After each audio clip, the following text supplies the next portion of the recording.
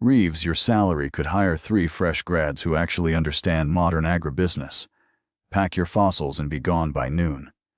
The words, sharp and dismissive, came from Derek Shaw, Agricorp's new head of operations, a man barely 40 with a freshly minted MBA and a suit that probably cost more than my monthly mortgage.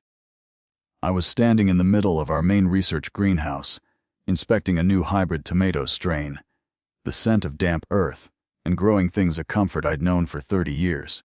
30 years building Agricorp's crop programs from the ground up. He didn't even have the decency to call me into an office. My termination was a field-side execution.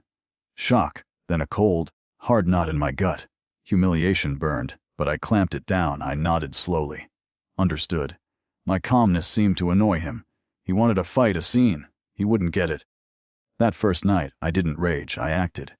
First, I carefully retrieved my 20 years of personal field journals, filled with handwritten notes on soil composition, microclimate adaptations, and pest cycles, knowledge too nuanced for their new, standardized databases.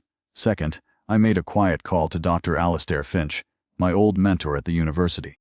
Just checking in. Third, I updated my resume, highlighting not just successes but my unique expertise in long-term ecological yield sustainability. As I shut down my computer, a grim thought surfaced: they'd learn the price of modern soon enough. The real harvest was yet to come. Derek Shaw and his new regime had been systematically dismantling everything that made Agricorp resilient for months. 3 years ago, they'd laughed off my proposal for expanding our integrated pest management (IPM) program, calling it too slow, and opting for broad-spectrum pesticides that boosted quarterly yields but were hell on the soil microbiome. Then, last year, my warnings about the long-term soil degradation from their aggressive monoculture approach were dismissed in a board meeting as fear-mongering from the old guard. Shaw himself had patronizingly told me, "Mike, we're in the business of profit, not dirt worship." The final straw before the axe fell was when they scrapped my carefully developed regional seed adaptation program, designed over a decade to create drought and disease-resistant local strains in favor of a single expensive, genetically engineered super seed from an international conglomerate. My wife, Sarah, had seen it coming. "They don't value what you know, Mike," she'd said, her voice tight with worry. "They're butchers, not farmers. They'll cut out the heart of the company to make a quick buck." I'd known then, deep down, she was right. My warnings weren't just ignored. They were treated as obstacles to their plunder. I remembered old Mr. Henderson, Agricorp's founder, a man whose hands were perpetually stained with earth. He'd hired me straight out of college. "Mike," he'd said, his eyes twinkling, "this land is a living thing. Treat it right and it'll feed us for generations." Together, we'd built Agricorp's reputation on quality and sustainable practices. I spearheaded the program that reclaimed over 5,000 acres of previously barren land through innovative soil enrichment techniques, turning it into prime agricultural territory. During the Great Blight of '08, when our competitors' crops failed, my diversified planting strategies and robust, naturally resistant strains saved Agricorp, ensuring we met all our contracts while others folded. I'd mentored dozens of young agronomists, instilling in them a respect for the delicate balance of nature and science. We weren't just growing crops, we were cultivating a legacy. Now that legacy, my life's work, was being treated like compost, something to be discarded because it didn't fit their sterile, short-sighted spreadsheets. The warmth of those memories, the pride in that shared purpose, made Shaw's betrayal cut deeper than any simple job loss. Shaw was the destroyer, class of executive, all aggressive expansion and cost, cutting with zero understanding of the organic, patient nature of agriculture. He talked in buzzwords: synergy, disruption, leveraging assets. Old Henderson understood that our primary asset was healthy land and the deep knowledge of how to tend it. Shaw saw land as a line item and experience like mine as an expense. I'd clashed with him 6 months prior over his plan to implement a new, untested mega fertilizer across all our cornfields.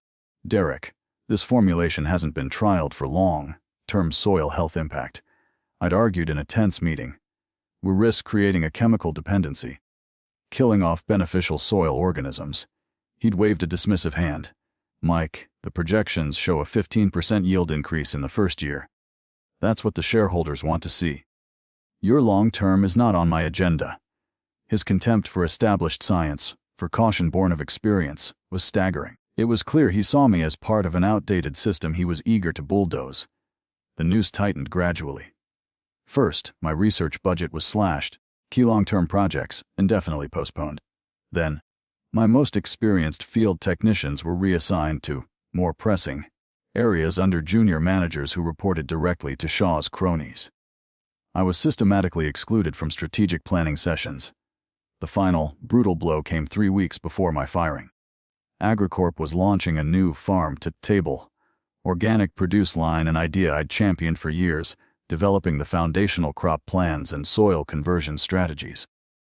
Shaw unveiled it at a flashy press event, taking full credit, presenting my meticulously researched organic transition plans as his team's innovative, rapid deployment model. He even had the gall to imply the previous agronomy department, me, had been too slow to adapt to market demands. Watching him preen on that stage, spouting my words, my vision, as his own, while I was relegated to a name on a distribution list, that was the moment something inside me died. The fight was over. All that remained was a cold, waiting calm. 2 weeks after I cleared out my office, taking my 30 years of experience in a single, pathetic cardboard box, my phone started ringing. It was Lena Hansen, a sharp young lab technician from my old department, her voice strained. "Mike, it's a disaster. The new super seed corn, it's failing. Widespread fungal rot in 2 major sectors. The pesticides Shaw mandated are useless against it. My prehistoric methods included rigorous testing for local pathogen resistance. Shaw's team had skipped that. And the tomatoes in the greenhouse?" I asked, a grim curiosity I couldn't suppress. The ones they fast-tracked with that new chemical cocktail. Most of them are showing signs of nutrient lockout. Yields are plummeting. The new team, composed of those 3 fresh grads and a few yes men, were scrambling, lost without the foundational knowledge I carried. The systems I'd built were complex, interconnected, relying on an understanding of ecological balance, not just chemical inputs. They were learning that the hard way. The crisis was just beginning to sprout. A week later, Derek Shaw himself called. His usually arrogant tone was clipped, almost hesitant. "Reeves, we seem to be encountering some unexpected challenges with the current crop cycle. The new team is a bit green. An understatement. Well, we're wondering if you might be open to a short-term consulting arrangement. Strictly advisory, of course, to help them recalibrate." I let the silence stretch, imagining his expensive suit feeling a little tight around the collar.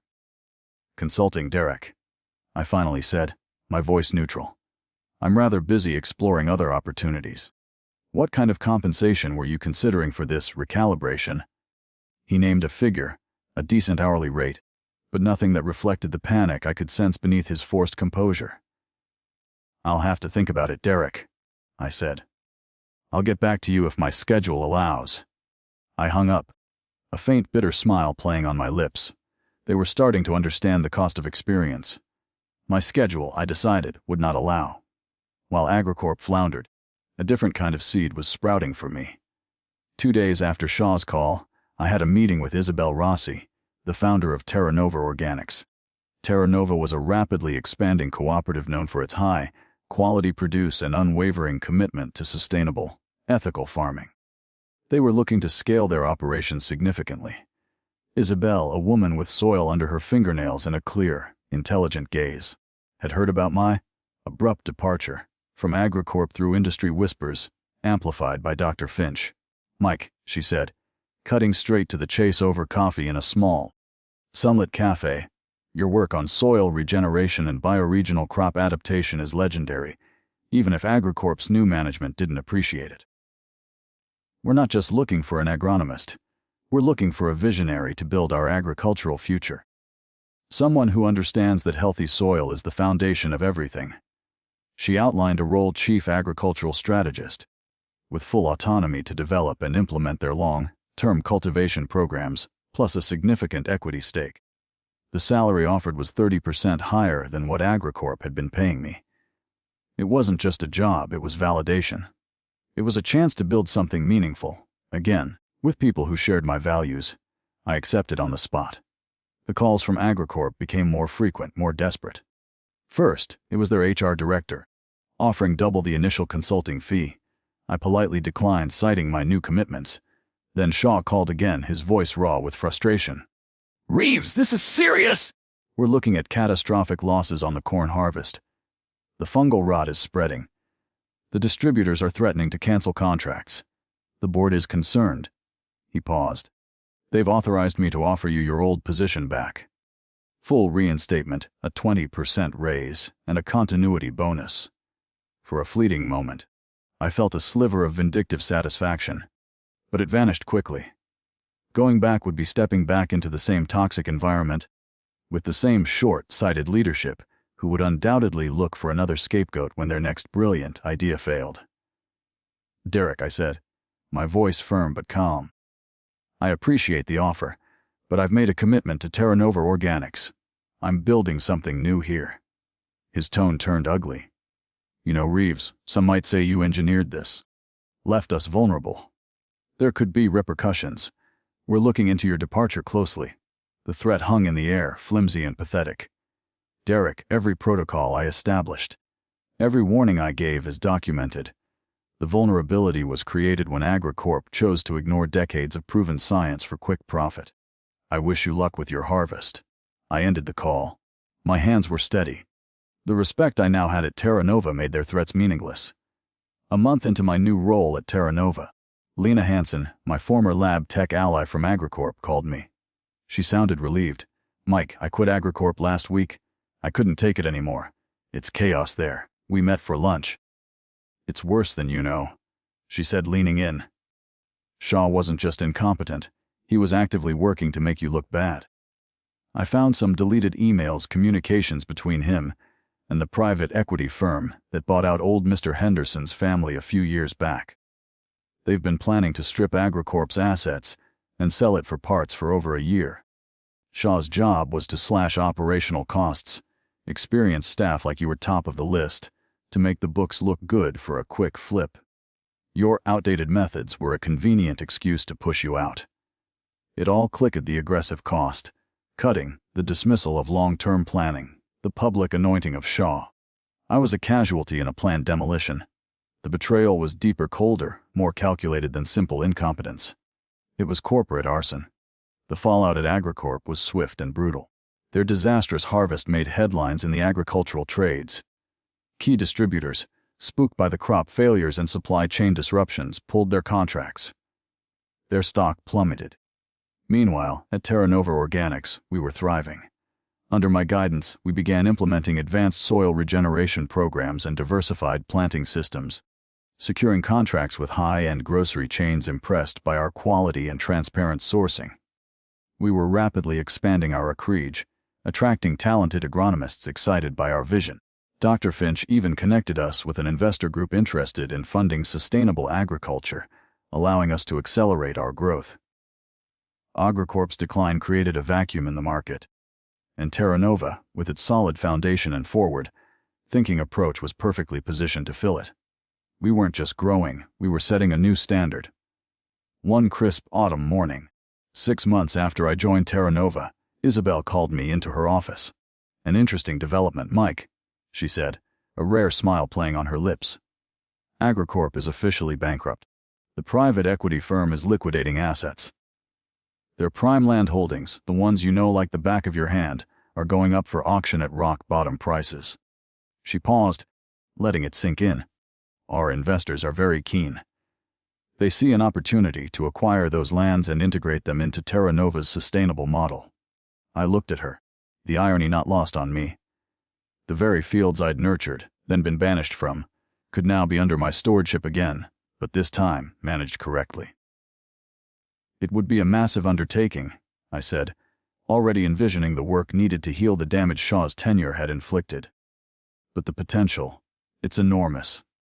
We could restore what they'd nearly destroyed and make it flourish beyond what AgriCorp ever imagined." The acquisition of AgriCorp's core assets by Terra Nova was complex but ultimately successful. We got the land for a fraction of its former value. My first act as head of the integration was to walk those familiar fields. The soil was depleted, scarred by chemicals, but the underlying structure I'd helped build was still there. It would take time, care, and the right science to bring it back. Isabel gave me full authority. "Heal it, Mike," she'd said. "Show them what real agriculture looks like." During a town hall with the remaining AgriCorp employees, who were being offered positions at Terra Nova, I saw Derek Shaw in the back, looking diminished, his expensive suit rumpled. He avoided my gaze. I didn't gloat. There was no need. I simply laid out our vision for restoring the land and building a resilient, profitable, and ethical agricultural enterprise. My condition for leading this reclamation, a dedicated training institute within Terra Nova, focused on holistic agronomy, ensuring the next generation wouldn't repeat the mistakes of the past. A year later, the transformation was remarkable. Fields that had been barren were now vibrant with diverse crops. The soil was alive again. We'd rehired many of AgriCorp's skilled field hands who'd been let go, their local knowledge invaluable. Terra Nova became a beacon in the industry, proving that sustainability and profitability could go hand in hand. The Terra Nova Institute for Sustainable Agronomy was launched, and I found a new passion in teaching, sharing the hard-won lessons of my career. We weren't just cultivating crops, we were cultivating knowledge, respect for the land, and a new generation of agrarians. One evening, standing on a hill overlooking a vast expanse of thriving Terra Nova land that had once been AgriCorp's heartland, I felt a profound sense of peace. The setting sun cast a golden glow over the fields. It wasn't about revenge. Revenge was a barren harvest. This was about restoration. About building something better from the ruins of short-sighted greed. Shaw and his backers had faced their own kind of reckoning, their company dismantled, their reputations in tatters. My worth hadn't been erased by their dismissal, it had merely been waiting for the right soil to flourish in. True value, like a well-tended field, endures and, in time, yields its own undeniable truth.